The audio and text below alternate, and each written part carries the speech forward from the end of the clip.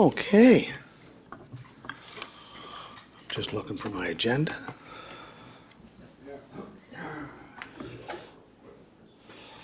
Okay, I'm just going to start with the land acknowledgement. We acknowledge, appreciate that the land in which we gather is the traditional unceded territory of the Mi'kmaq First Nation, and we have occupied this territory since time immemorial. Call to order. I want to thank the deputy for putting on a great Christmas party Saturday night. It was the latest I ever stayed. So thank you very much.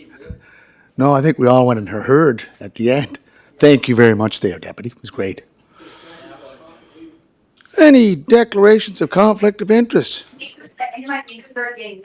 Hold on. We can't hear her. Are you there, Councillor McCabe? I am. Did you want to add something? No, I was just making sure my mic was muted. Sorry. Okay, so any declarations of conflict of interest? Seeing none. Approval of the agenda. There's only one item, and it's moved by Councillor Bernard, seconded by Councillor Ramsey. All in favor? Councillor McCabe, no problem? I'm good. Okay. So the presentation, we have Wayne Long. Welcome back, Wayne. Yes, thank you very much to be here tonight.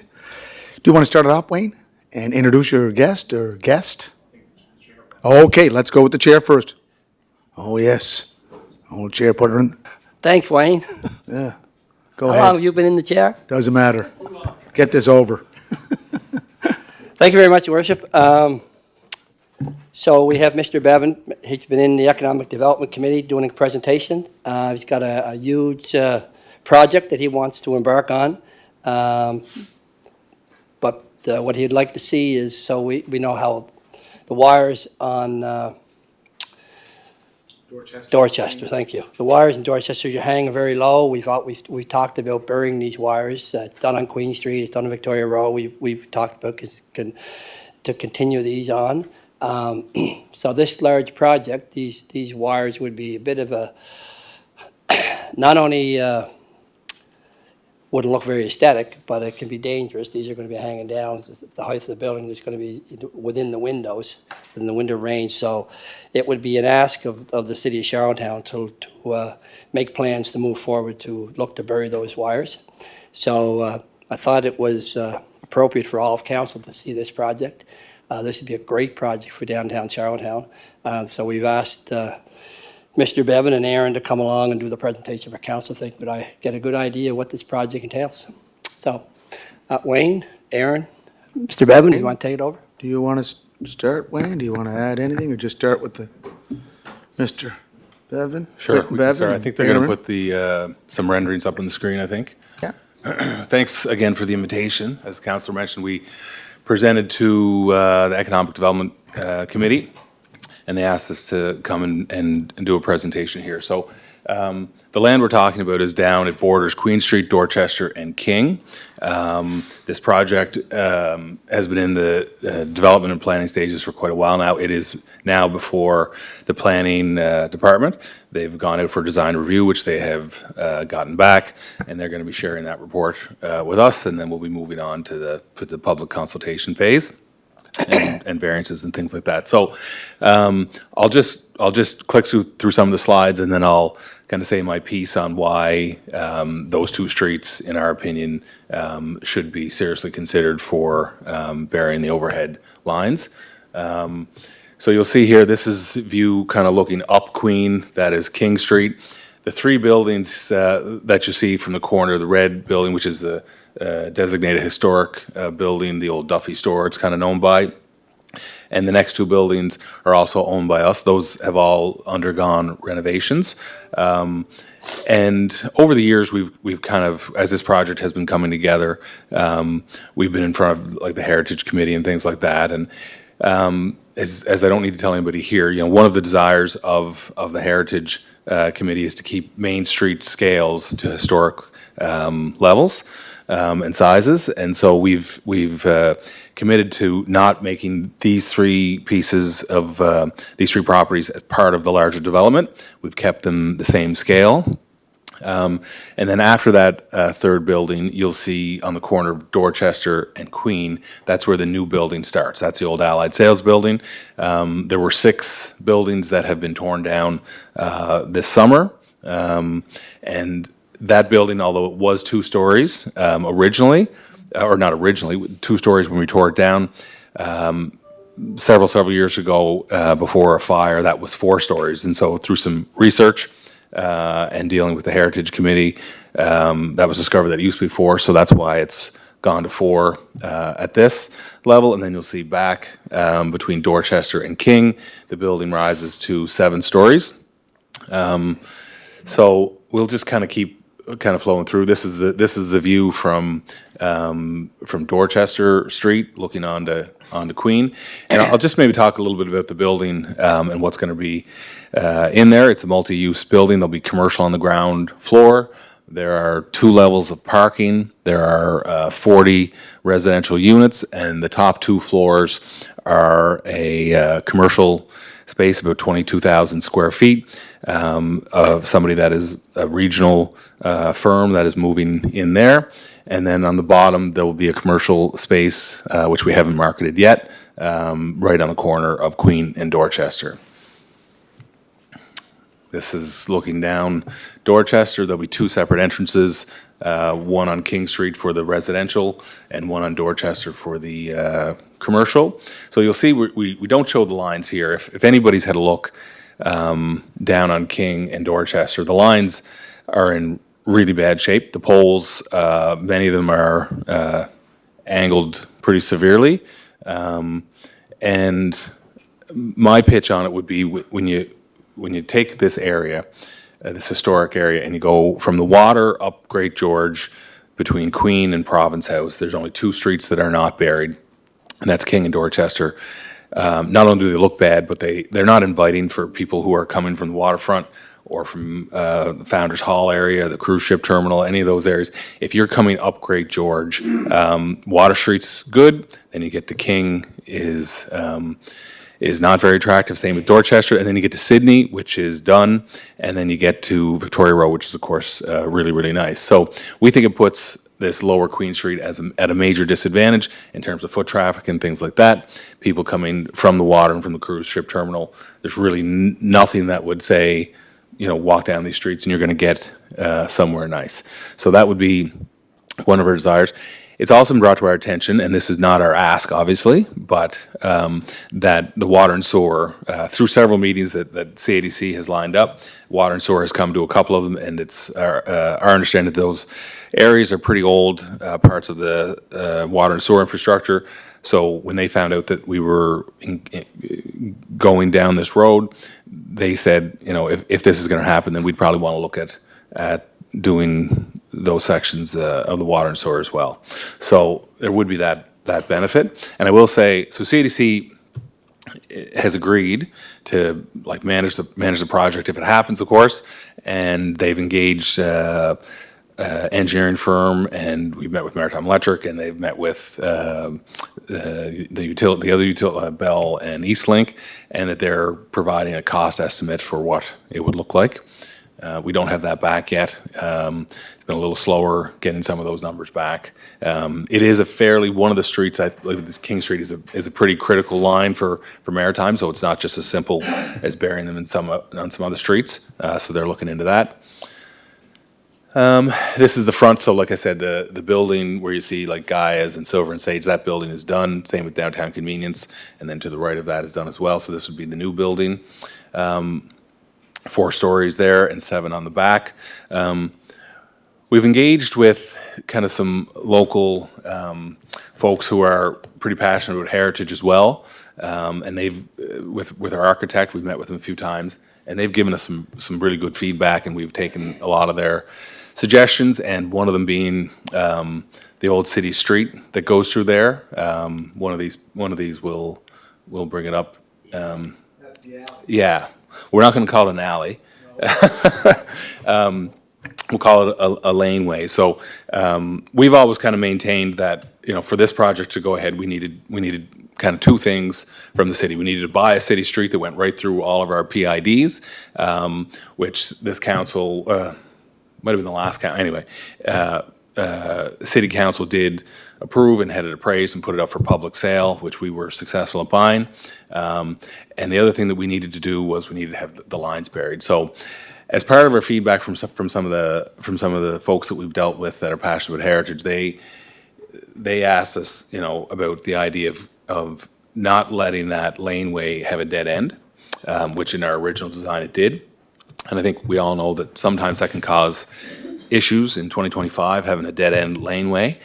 And so working with them and the architect, we've decided now to make that thoroughfare, and we'll beautify it and we'll activate it, and it'll have the option of having our Queen Street commercial tenants have straight back access, like you see in some other cities. They'll have a back access to this public area, as well as still access on Queen Street. So this will go straight through. It'll be well lit. We'll maintain it. This is the side from King Street. And this is the side from Dorchester. So to the left would be the entrance to the commercial that will go to the top 2 floors, and on the right would be the back side of the commercial space on Queen and Dorchester. Stop me if anybody has any questions anytime as well. So this is the view from King Street. So we have garage door on King Street. Another idea from the folks with Heritage, they've asked us to try and sink in the garage door a little bit and maybe try to make the siding look similar to up top. So that'll be our desire there, to not make it look like we have, garage doors, so to speak. We're committed to doing a living wall, which was also their idea.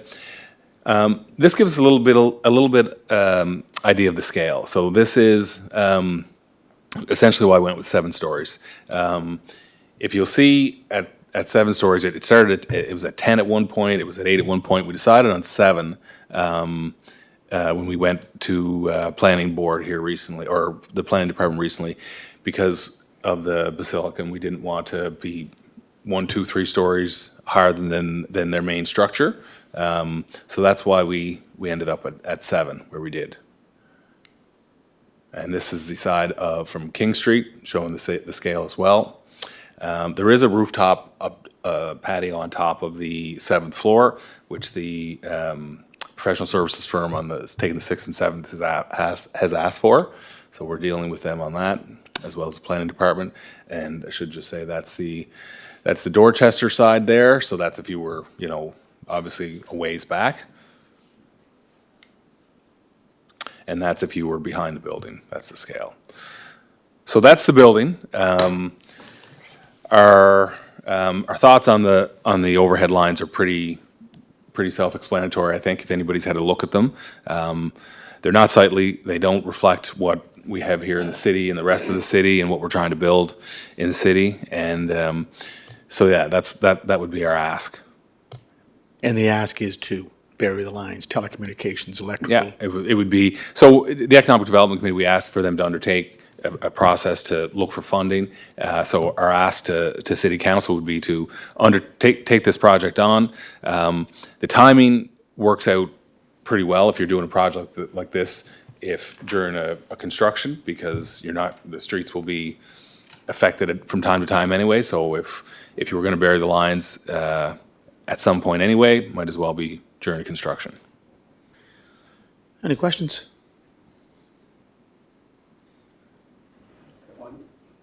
Okay. Councilor Bernard, then Councilor Mattar. You probably answered this for me already. What were you looking for a start date? What were you looking at? So, well, planning department was here, I'd ask them, but our desire is to start in April. That's our plan. That's when our plans and everything will be ready. That's when we work at the schedule forward, that's the timeframes that we've committed to. The commercial tenants has taken the 22,000 square feet. So April, late April at this point would likely be the timeframe for construction. What is the timeline for completion? It'd be like an 18-month, 20-month schedule, start to finish. Okay, thank you. Mattar? Yeah, I was just thinking about, thank you for your presentation, Quentin. When it comes to the lines and impact on, I noticed, on both sides of that, King and Dorchester, there are other residential homes there that would be impacted. Not sure what it means to them from, burying lines and then, reestablishing connections to the house, because of course they're going from the top down right to the pole and down the house. So not sure what it looks like, you gotta dig up somebody's driveway in order to run a cable through there and up, and those types of things. So there has to be impacts to other properties, I'd have to assume. Yeah, there's not, I mean, on King Street, there's certainly, between King and Dorchester, and I could be wrong on this, Counselor, but I think there's one single-family residence. They just actually renovated the exterior and did a good job. No, that's on King, which is right next to a property, a heritage property that we did over the Blake House. I'm Who's just your trying to neighbor on picture if Dorchester? there's any more. On Dorchester, there's one for sure, because it's Patrick, I won't name him, but it's right next to us. And then there's an apartment building. And I don't know, and then of course across the street, there's these condos. Like a lot of this space on King and Dorchester is taken up by the church and the SDU property. They come down, basically, like we have half the block, and then behind us, they have a big chunk of the other block. And then on the Dorchester side, they would come over a big chunk of that as well. So in terms of single-family homes, there's not Or a even just lot. anybody else impacted, I guess. I shouldn't have said. Oh, there is, for sure. Like, I mean, there's other Yep. establishments there, whatever they may be. Yeah, there's not a lot, like in terms of like if you had, like when you think of, look, we're gonna bury lines in 2 streets, you think there'd be a ton of impact. Like if you think between the properties that we have and then the STU and the church, like there wouldn't be more than half a dozen, I don't think. I could be wrong on that, but without counting them, but there's not significant numbers. But even what is there, what is the impact to them, like in the sense of, like say, you would have to assume that there might be impacts on their properties, whatever that might be, 1, 6, or 100, it doesn't matter. There's Yeah, gonna yeah, be yeah. impacts. And what is the impact to those entities? Well, in terms of disruption, there's certainly a disruption. There's disruption during construction, and then while the lines were being buried, there would be temporary power. They wouldn't be out of power or anything like that. Overall, it would be an upgrade. Yeah. All right, thank you. Beck? Yeah, thank you for that, Glenn. We're just talking burial between Queen and Great George, right? Correct, yeah. And no further. Yeah. Yeah, and what's the turnaround time in terms of, you were mentioning earlier about the ask about what it would look like, and you were getting some estimates, and what's the time frame on that? I was going to ask about the build, but what would be the turnaround time on getting that information to us? I would have already expected it, but it's seemingly going slightly slower than I would have liked. I would say within a couple of weeks, they should have it back. They should have already had it back, so. Okay.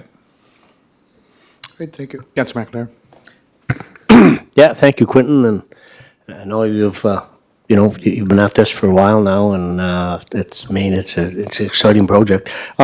Just in your anticipation, you shared it's with planning and going through that lens, which obviously has to happen, and then public consultation. Are you expecting, from what you know and understand, are you expecting any issues, variances, or whatever the various planning dynamics? Yeah, so hard to predict that. I mean, generally speaking, the immediate folks around there, we know a lot of them, and most are, especially the commercial side, are extremely excited for what we're going to end up with there compared to what we've had in the past.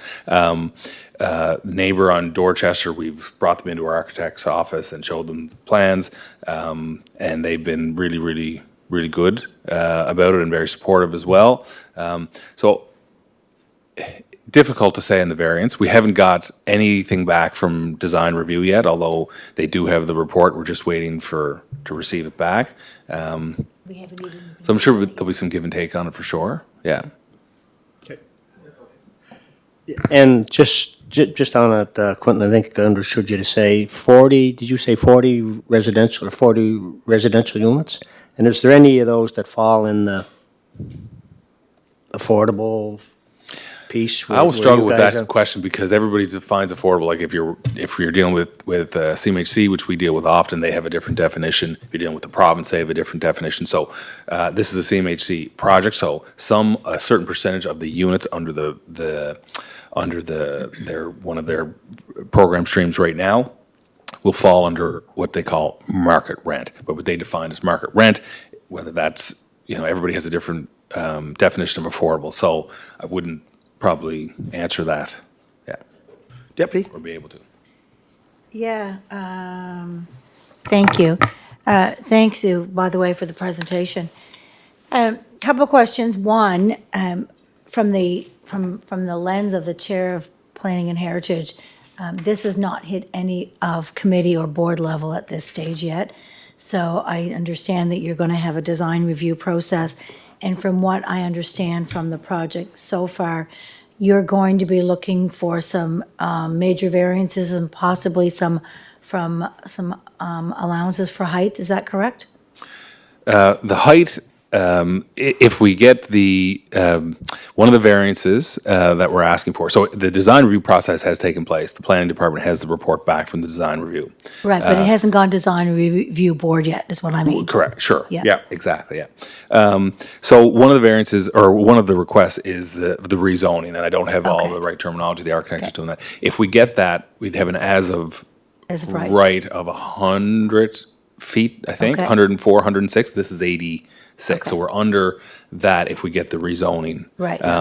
Similar to what we did with 199 Grafton. Yeah, so Yeah. really then, 199 I'm just looking at your times, you're hoping to start in April. Yeah. So we still have the design review board, and if design review board leans into the same recommendation as the staff, then that's where that one will end.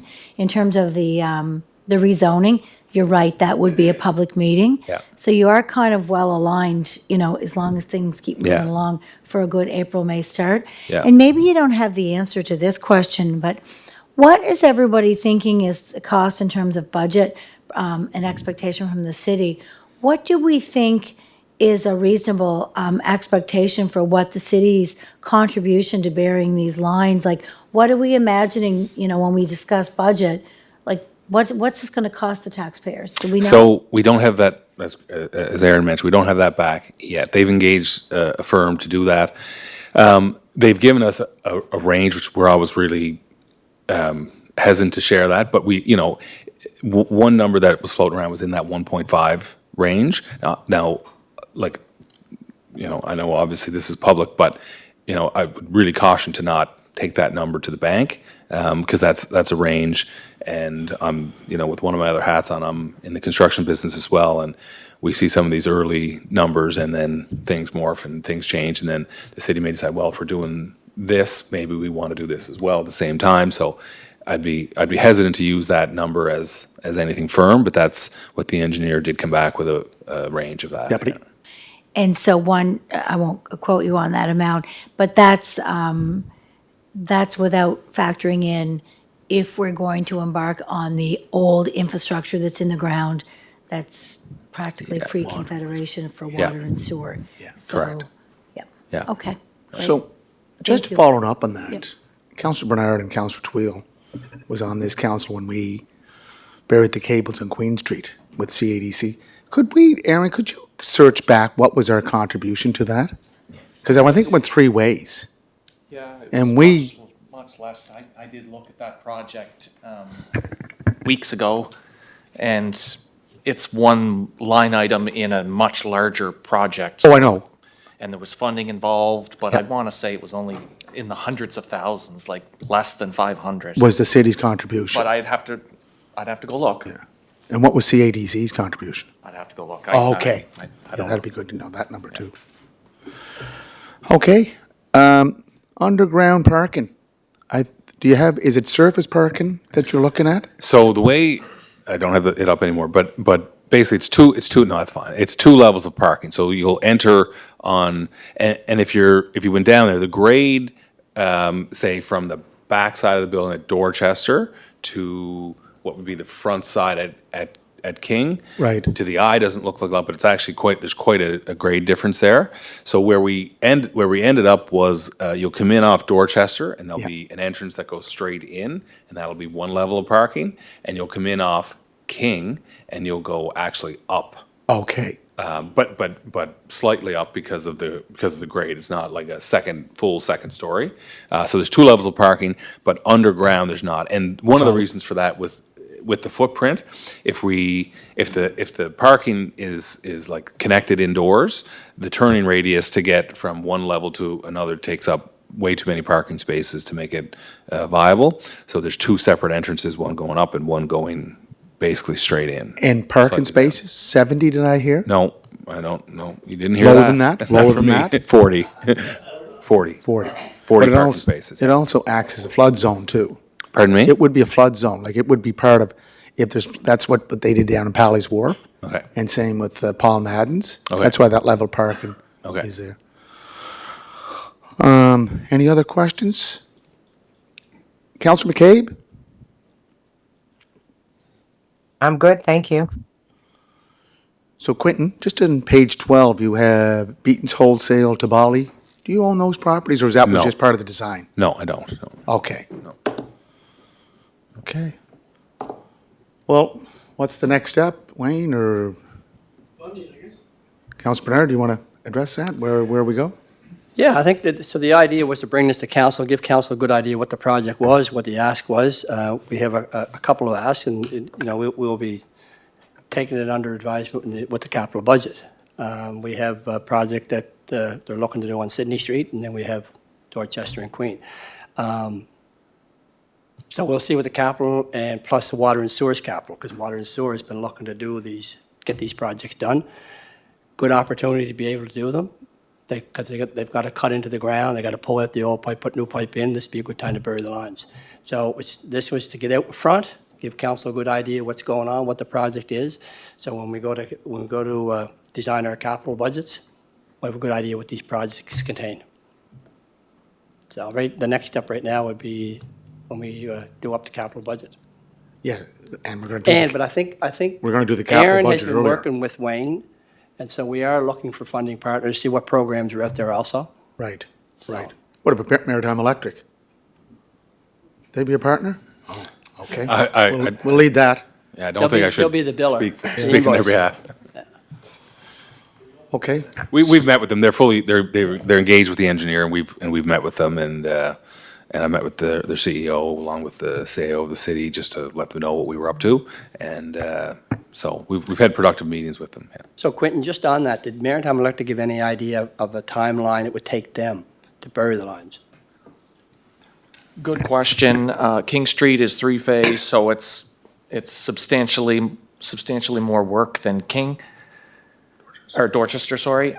They didn't give a hard timeline. When they spit out their report, we'll ask them for a time estimate as well on completing the work, but I would expect it to take a month, 4 to 6 weeks, something like that. Okay, all right, thanks. yeah, and Quentin, that laneway works very, very well with some of the opponents of the city selling that property, that it could be turned into a laneway. That's what you're going to be doing. I think it's a great idea. And there's actually Yeah. another developer downtown that'd like to do that with some core properties in the downtown. Okay, good. No, I see a public benefit there for Yeah, sure. Yeah. there is, big time. Yeah, you know what, it'd be nice to just bring that clip up. We kind of skipped over that pretty quick, but it'd be nice to see the idea for that laneway. I don't know if council picked up on that or not. Can you bring that up, Trace? It's the one that had the butterfly on the side of the building. Page 17.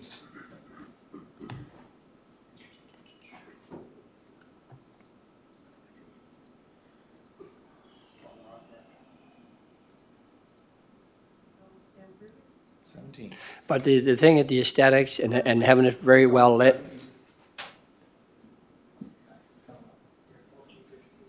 There she is. So Quentin can talk about this, but from the presentation to our committee, this was to be lit all the time. So it's very clean. and very attractive looking compared to what's there now. Yeah, no, we see this as something, really attractive part of the overall development. It's a great idea by one of the folks that's quite passionate about heritage and heritage properties in the city, along with some other things in terms of on the corner of Dorchester and Queen. They had some kind of rework of that corner architecturally, and so we've taken those into account as well. But yeah, you can't really see it from this, but I mean, the rendering shows a food truck. If that happens, great, there is space for it. But actually, on the back of our Queen Street property that has Eastwood Ave and Gaia's and Silver and Sage, those commercial spaces will have an opportunity, along with downtown convenience, to go straight through from Queen back into the laneway. This is, obviously a rendering. When it's finished, it will look like this or something else. So one of the ideas that the heritage folks, I call them the heritage folks, they're not from the heritage department, they're just passionate about heritage in the city. They suggested kind of some plaques and some history of that area of the city, kind of bringing it to life and things like that. So there's lots of ideas, and an opportunity for some public engagement on what that should look like. But having a commercial component and having it lit, I think will help keep it away from what some of the alleys could become. Yeah, and having it go straight through is a great idea as well. You mean laneway? Of course. Yeah, and just on the corner of Dorchester and Queen, you're going with the Shaw brick. That's great. Okay, so as soon as we get some numbers, we can start pumping them into the capital budget. That's the first budget we want to deal with, right, Councilor McAleer? Go ahead, Councilor Bernard. Yeah, like you say, the next step would be to look at our capital projects, see what kind of money's there, and see what projects get approved. Bring her on.